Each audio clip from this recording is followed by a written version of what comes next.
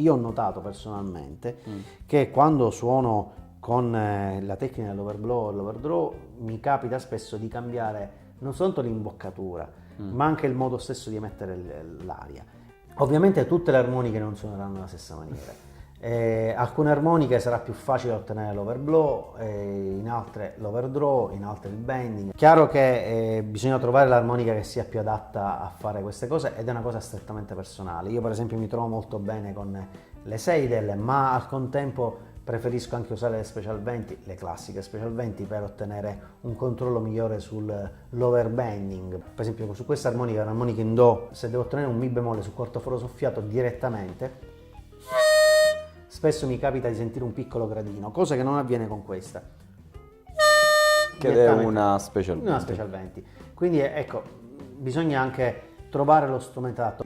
Le armoniche in commercio, alcuni modelli nascono ormai pensate per l'overblow. C'è la Suzuki ad esempio produce un modello particolare dove con l'ausilio, no, di alcuni fori e di alcuni canali che convogliano l'aria, quindi attraverso il dito si può ottenere meglio questa nota, ma ci sono anche degli accorgimenti e degli strumenti messi in commercio da Brand Power negli ultimi anni, dove si applica un po' il sistema che c'è sulla Suzuki su altri tipi di armoniche, quale la Seidel, la Hohner, per ottenere questo overblow, ma non solo, no?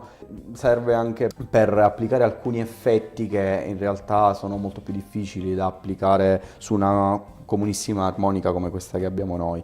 C'è ad esempio l'effetto del vibrato su un overblow, non è semplicissimo da gestire, anche perché poi si verificano tutti quei difetti della meccanica che producono dei suoni che non fanno parte chiaramente della musica in quanto tale, ma sono dei difetti.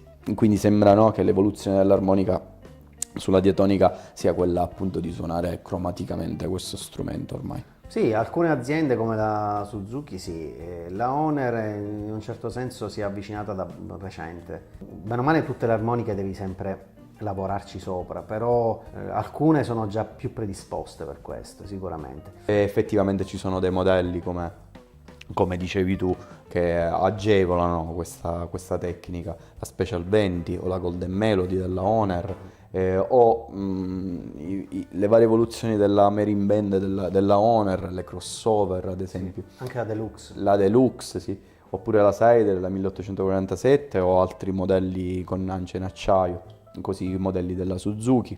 Io personalmente ho suonato per anni solo con la tecnica del bending e poi apprendendo la tecnica dell'overblow e dell'overdraw mi trovai con uno strumento che era in certi contesti anche ingestibile, perché diventa uno strumento vero e proprio, quindi non basta solamente prendere un'armonica accordata in una determinata tonalità per essere avvantaggiati, perché a quel punto se hai tutte le note e non hai un minimo di base di armonia, un minimo di base di conoscenza musicale, degli intervalli, si rischia di iniziare a prendere delle note che non stanno all'interno di quel giro armonico. Quindi è pur vero che varia di molto il fraseggio, quindi sono d'accordissimo rispetto a questa variazione che nel blues in alcuni casi sembra non appartenere a quella sonorità a cui ormai le nostre orecchie sono abituate. È pur vero che se l'evoluzione sta portando l'armonica, questo piccolo strumento diatonico, ad avere queste caratteristiche che poi lo equiparano